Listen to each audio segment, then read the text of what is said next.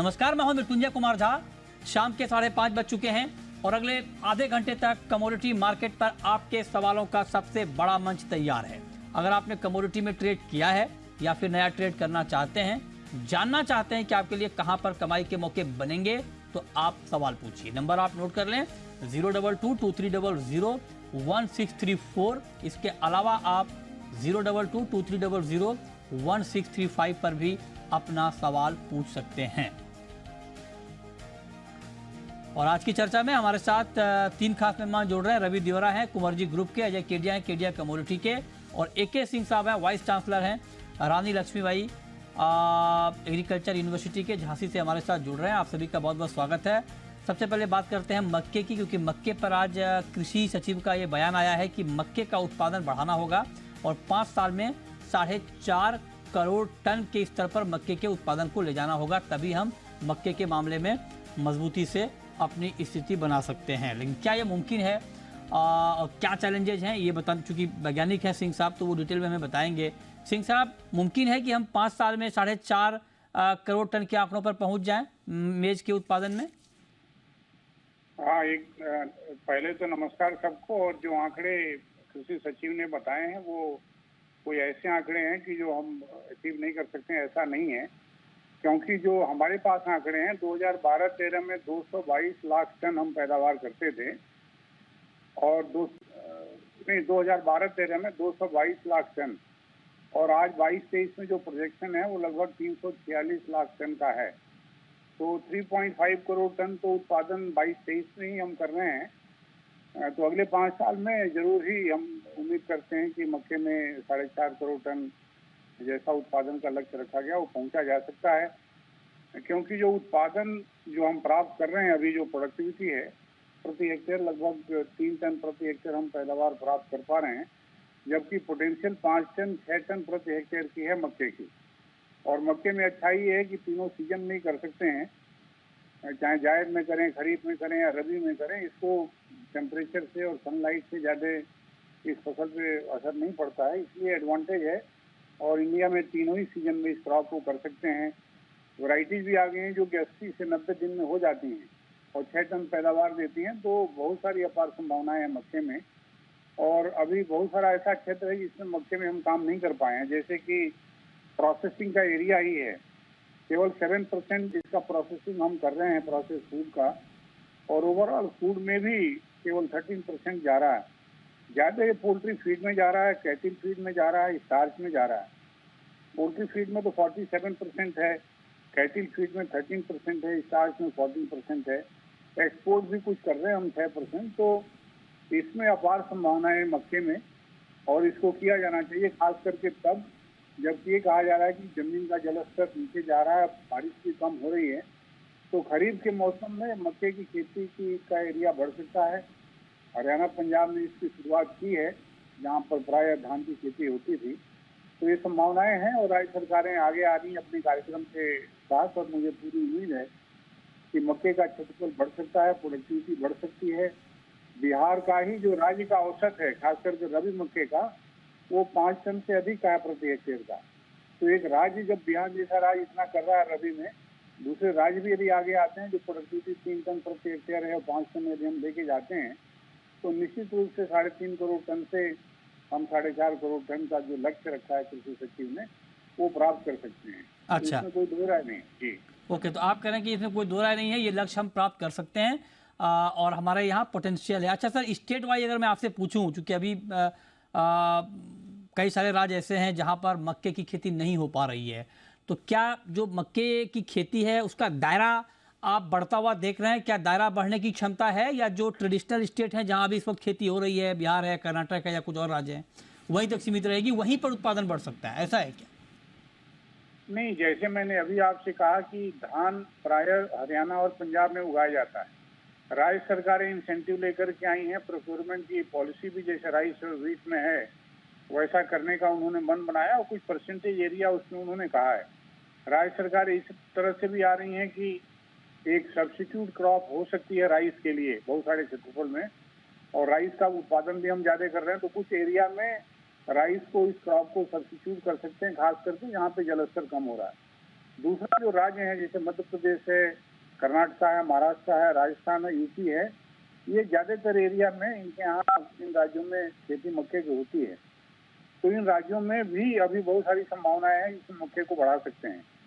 और मैं यदि आंकड़े और भी देखूं तो मुझे ऐसा लगता है कि इसकी अपार संभावनाएं हैं। और क्योंकि अब आप देखिए फीड के लिए भी निर्भरता क्रॉप के रूप में, ग्रीन फॉडर के रूप में भी और प्लस ग्रेन के रूप में जो सप्लीमेंट, फीड सप्लीमेंट जाएगा, मक्का ही आसानी से हो सकता है।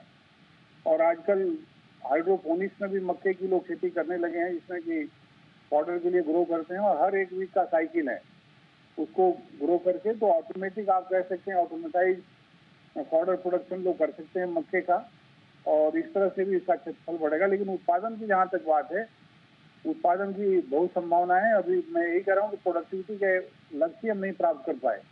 3 टन का औसत है, यदि 4 टन ही हम कर लें तो आप समझ सकते हैं कितना उत्पादन बढ़ जाएगा।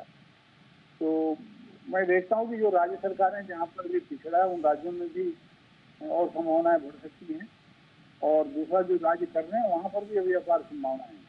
जायद का बहुत सारे क्षेत्र है जहाँ पर खेती लोग कर ही नहीं रहे हैं, बहुत सारे राज्यों में, तो जायद में भी इसकी अपार संभावनाएं हैं।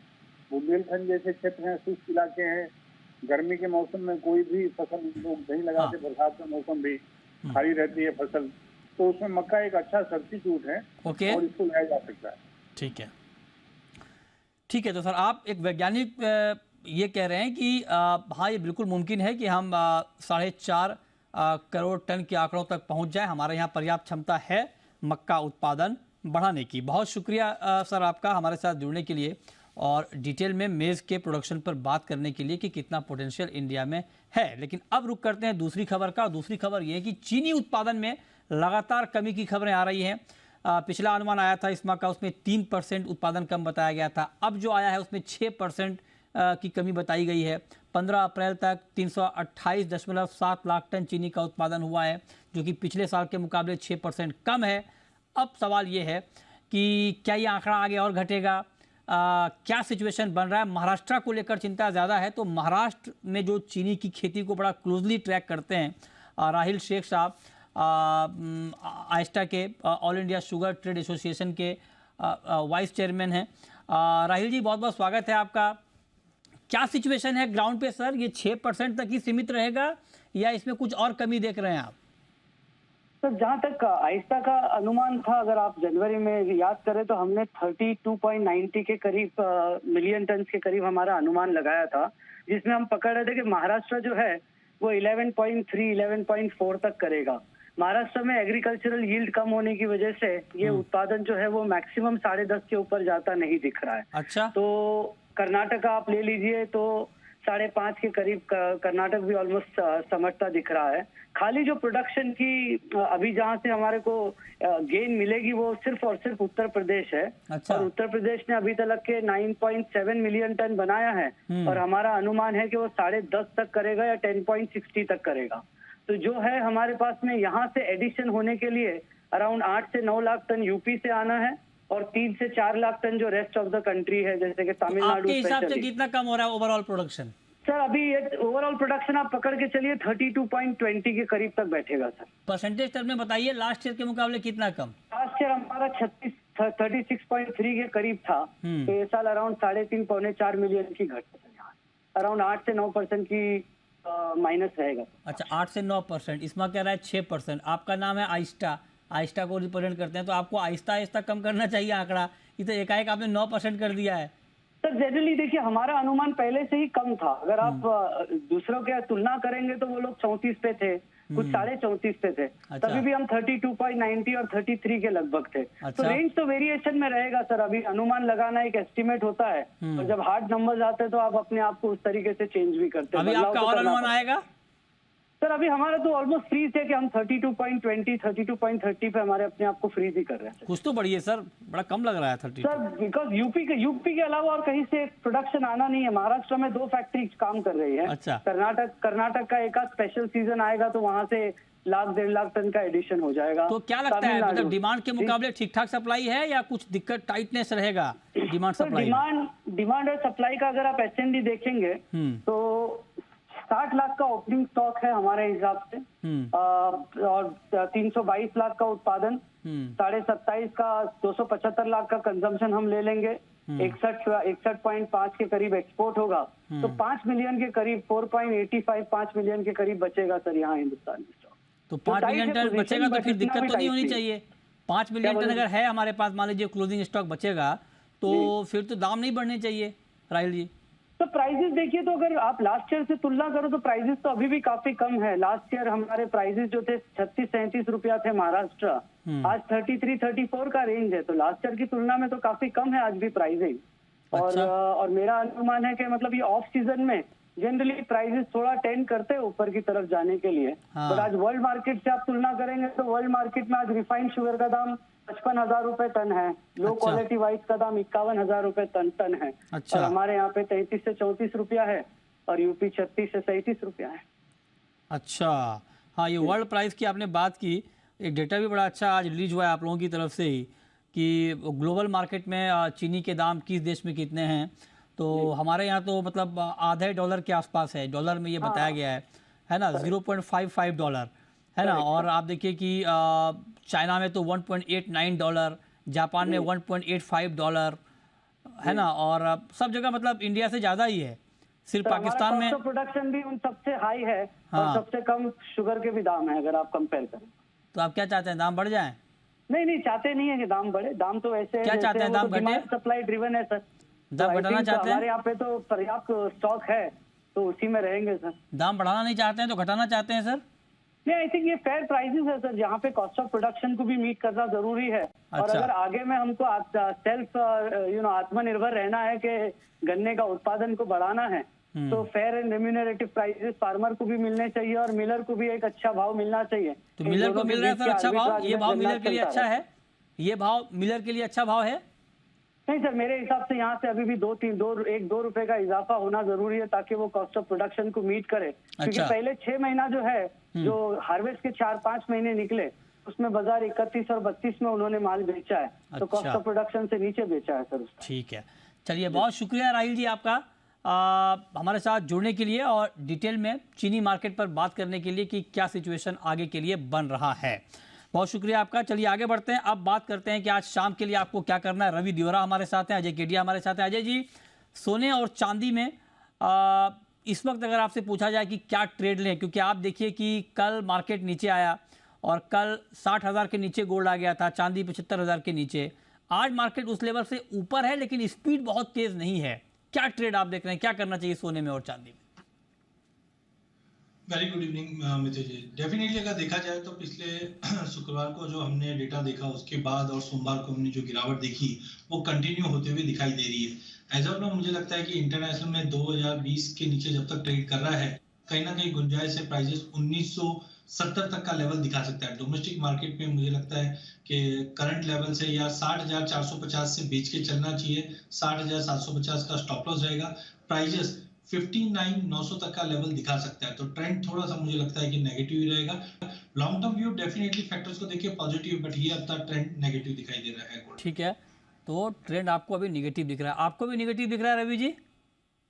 जरूर से गोल्ड में थोड़ा मुनाफा वसूल है क्योंकि थोड़ा सेफ हेवन अपील है वो थोड़ा अलग हुआ है। पर्टिकुलर जो बैंकिंग सेक्टर को लेकर चिंताएं थी, जो फ्राइडे को और कल एंड आज जो भी बैंक्स के नंबर आए यूएस के, उसमें इतना ज्यादा नेगेटिविटी नहीं दिख रही। तो मार्केट थोड़ा सेफ हेवन अपील से थोड़ा परे कर रहा है। एंड पर्टिकुलर मुझे लग रहा है कि गोल्ड से ज्यादा सिल्वर आउट परफॉर्म कर सकता है। चाइना के इंडस्ट्रियल नंबर्स अच्छे हैं, तो मुझे लग रहा है कि बुलियन में अगर बाय करना है तो मुझे ये लेवल पे सिल्वर अट्रैक्टिव लग रहा है, यहाँ पे बाय करें। अपर साइड मुझे लग रहा है कि 75,680 तक के टारगेट आने चाहिए। 74,400 के स्टॉप लॉस के साथ आप सिल्वर में बाय कर सकते हैं। बट गोल्ड में मुझे लग रहा है कि 60,500 के ऊपर स्टेबल होना थोड़ा मुश्किल है।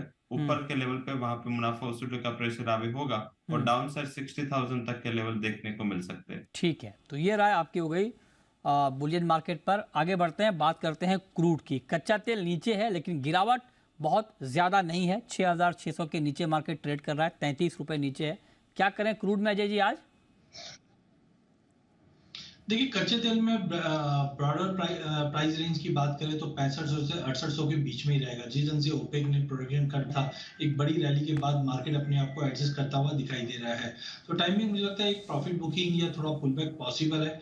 तो कच्चे तेल में आज 6620 पे बेच के चलिए, 6700 का स्टॉप लॉस रखिए, छोटा टारगेट रखिए 6520। जो दायरा है वो 6500 से 6800 के बीच में ही है, तो 6520 के टारगेट के लिए बेचा जा सकता है। ओके, 6520 के टारगेट के लिए आप कह रहे हैं कि बेचा जा सकता है, इस पर आप नज़र बनाकर चल सकते हैं। ये बात हो गई कच्चे तेल की। नेचुरल गैस में गिरावट अब बढ़ती हुई दिख रही है, करीब करीब 2% के आसपास की नरमी आ चुकी है। रवि जी, क्या ट्रेड आप देख रहे हैं एनजी में? मुझे लग रहा है कि वहां पे सेल ऑन राइज रहना चाहिए, पर्टिकुलर फंडामेंटल वाइज। जैसे ये गर्मी का सीजन चालू हुआ है, पर्टिकुलर सीजनलिटी ऑफ हो रहे हैं, तो मुझे लग रहा है कि वहां पे नेचुरल गैस में एक बार सेल का ट्रेड लेना चाहिए। 185 के करीब प्राइस चल रहा है, थोड़े उछाल 187 पे बेच के चले। 192 के स्टॉप लॉस के साथ डाउन साइड मुझे लग रहा है कि 178 तक के टारगेट आने चाहिए। ठीक है, चलिए अब हम शुरू करते हैं सवाल और जवाब। पहला सवाल है अभिषेक का, गुरुग्राम से। पूछिए अभिषेक। सर, मेरा क्वेश्चन रवि जी के लिए है कि सिल्वर 70,000 कब तक आ जाएगी? चांदी 70,000 कब तक आ जाएगी, बताइए रवि जी।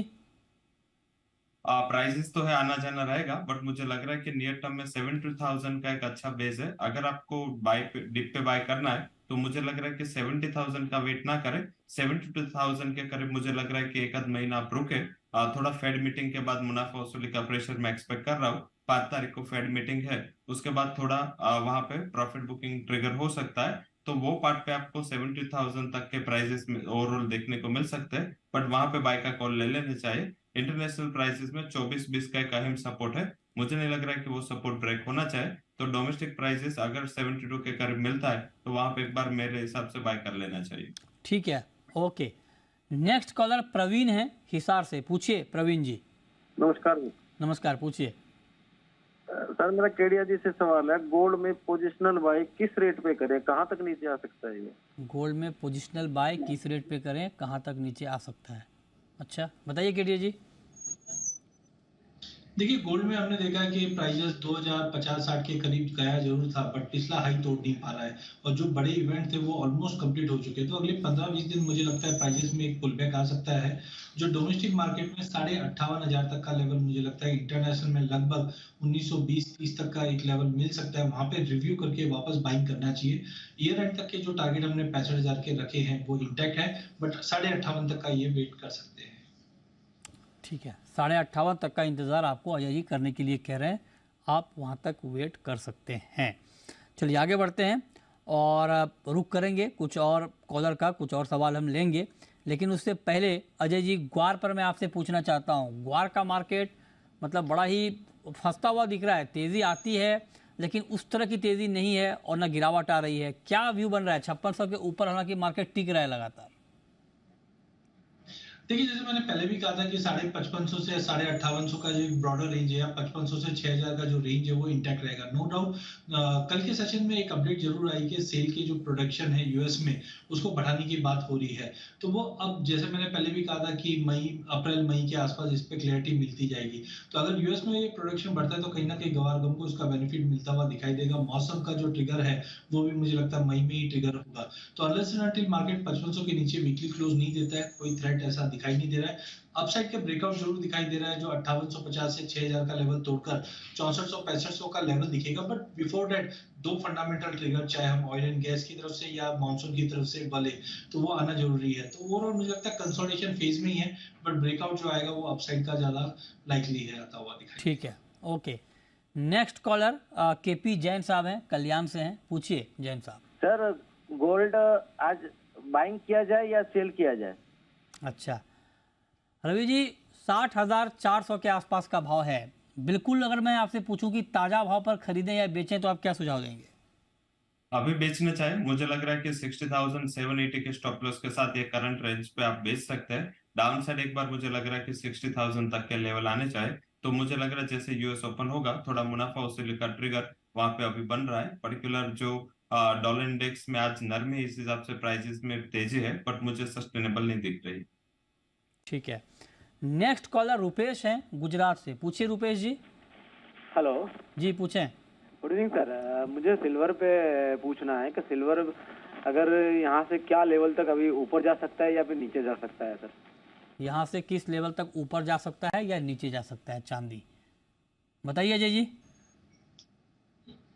देखिए, इंटरनेशनल में $26 के ऊपर हमने देखा प्राइजेस ने रिजेक्शन दिया है। डोमेस्टिक मार्केट में भी 2020 का जो हाई था 77,750 के आसपास का, वो भी रिजेक्शन दिया। अनलेस एंड अनटिल ये दो लेवल ब्रीच नहीं करता है, आई एम एक्सपेक्टिंग कि प्राइजेस में एक गिरावट रहना चाहिए। एटलीस्ट ओवरऑल 70,000 से 71,000 के बेस पे बनना चाहिए, या इंटरनेशनल की बात करें तो 23-20 के आसपास का एक सपोर्ट लेता हुआ दिखाई दे रहा है। तो पहले मुझे लगता है कि प्राइजेस में गिरावट आनी चाहिए, जो नीचे में 70-71 के बीच में चांदी डोमेस्टिक मार्केट पे आते हुए देखने मिल सकता है। ठीक है, अगला सवाल सुमित का है, पूछिए Sumit ji. Good evening sir. Good evening, पूछिए। सिल्वर में सर बड़े बड़े एक्सपर्ट ने 85 से 90,000 का टारगेट रखा है, मुझे भी लगता है अगस्त तक ये टारगेट हिट हो सकता है। अच्छा, तो केडिया जी सर बताइए कि 70,000 के भाव पे खरीदने के लिए दिला सकते हैं? तो आपको भी लग ही रहा है सर, तो फिर आप तो खुद ही एक्सपर्ट हैं। थोड़ा नीचे मिल जाए तो और अच्छा रहेगा सर। कितना नीचे चाहते हैं आप? 70,000 के आसपास। कब तक चाहते हैं? ये सर से पूछ रहे हैं। करवा दीजिए अजय जी, करवाएंगे 70,000, खरीदना है इनको चांदी। तो इनको चांदी खरीदना ही है, 70 का वेट ना करना चाहते हैं तो 70,000 का पुट बेच दीजिए। पुट बेचने का मतलब भी होता है तेजी करना। अच्छा। तो इससे होगा क्या, अगर मार्केट 70 नहीं आया तब भी आपको प्रीमियम की प्राप्ति होती जाएगी। इनके 70 आ भी जाता है तो आप आराम से 70,000 में डिलीवरी ले सकते हैं। बट मुझे लगता है कि पहले एक बार 70 के करीब आना चाहिए, फिर उसके बाद जो मैंने ईयर एंड का टारगेट रखा है 90,000 का, वो मिलेगा। लेकिन पुट अगर बेच के चलते हैं तो कंफर्म है कि आपको 70 के भाव में या तो चांदी मिलेगी, या मार्केट अगर रिबाउंड भी रहा तब भी प्रीमियम आपको मिलता हुआ दिखाई देगा। चलिए, तो ये राय आपकी अजय जी के लिए, अजय जी की आपके लिए है। आप चांदी खरीदना चाहते हैं, अजय जी ने आपको एक और नया पुट बेच दिया। मतलब आप चांदी खरीदना चाहते हैं, अजय जी ने आपको नया रास्ता बता दिया कि कैसे आपको चांदी में एंट्री लेनी है। ठीक है, चलिए आगे बढ़ते हैं। रवि जी, मेटल में कोई ट्रेड बन रहा है आज के लिए? डेफिनेटली चाइना का डेटा काफी अच्छा था, और अगर ये सही है तो अच्छी रिकवरी चाइनीज इकोनॉमी में, वो जीडीपी टर्म्स हो, रिटेल सेल्स हो या इंडस्ट्रियल प्रोडक्शन हो, मुझे लग रहा है कि वहां पे बेस बन चुका है। आज कॉपर थोड़ा कंसोलिडेट कर रहा है, बट मुझे लग रहा है कि कल के ट्रेडिंग सेशन तक अगर ट्रेड रुकना है तो वहां पे बाय करना चाहे 779 के करीब मैंने बाइंग का रिकमेंडेशन दिया है। स्टॉप लॉस 775 लगा, 786 तक के लेवल आपको 1 से 2 ट्रेडिंग सेशन में आते हुए दिखेंगे। और करंट प्राइस पे आप जिंक पे बाय कर सकते हैं, 252 के करीब वहां पे प्राइसेस चल रहे हैं, जिंक में बाय करें। टारगेट रहेगा 256, स्टॉप लॉस 248 का लगा कि आप जिंक में बाइंग पोजीशन ले सकते हैं। तो मुझे लग रहा है कि 1 से 2 ट्रेडिंग सेशन में जो चाइनीज मैक्रो का प्रभाव है वो प्राइसेस पे रहेगा, और जिंक एंड कॉपर में ये लेवल पे बाइंग करना चाहिए। अच्छा, ठीक है, तो इस पर आप नज़र रखिए। जिंक में करीब करीब इस वक्त 2 रुपए के आसपास की तेज़ी है, 253 के ऊपर ट्रेड कर रहा है। कॉपर पर आपका क्या व्यू है अजय जी? देखिए, कॉपर में डेफिनेटली पिछले हफ्ते हमने 798 का हाई लगते हुए देखा। लॉन्ग टर्म फंडामेंटल काफी स्ट्रांग दिखाई दे रहे हैं, बट जो रिजेक्शन हुआ है वो काफी इंपॉर्टेंट, बिकॉज 3 महीने पहले भी हमने 795 का हाई लगते हुए देखा था, बट सस्टेन नहीं कर पाया है। तो टाइमिंग मुझे लगता है आज का जो डेटा आया है चाइना से वो भी डिस्काउंट हो गया, उसके बावजूद अगर प्राइसेस होल्ड नहीं कर पा रहा है तो एक टेम्पररी पुल बैक दिखाई दे रहा है, जहां पे कॉपर में मुझे लगता है कि 782 पे बेचना चाहिए, 788 का स्टॉप लॉस रखिए। टेम्पररी फॉल रहेगा जो 772 तक का लेवल देखने मिल सकता है। ठीक है, मुरली है हमारे साथ, पूछिए मुरली। हेलो जी, पूछें। सर, मैं चांदी फिजिकल में बेचता रहा हूँ, मगर मार्केट जो है अंडर कास्टिंग चल रहा है। अंडर कास्टिंग में जो ये भाव, ये इसमें जो चल रहा है वो भाव मेरे को बहुत ही मंजूर है कि बेचने का। सवाल दोहराएंगे सर, आपकी आवाज़ थोड़ी कट के आ रही है, एक बार फिर से रिपीट करेंगे, क्या पूछना चाह रहे हैं आप? मैं चांदी जी, चांदी के बारे में आप जानना चाह रहे हैं? ओके, एक्चुअली क्या है, फिजिकल चांदी बेचना चाह रहा हूँ मैं। अच्छा, फिजिकल चांदी आप बेचना चाह रहे हैं, आप जानना चाह रहे हैं कि अभी बेच दें या रुके रहें। अच्छा रवि जी बताइए, फिजिकल में चांदी अभी बेचना ठीक है या रखे रहें?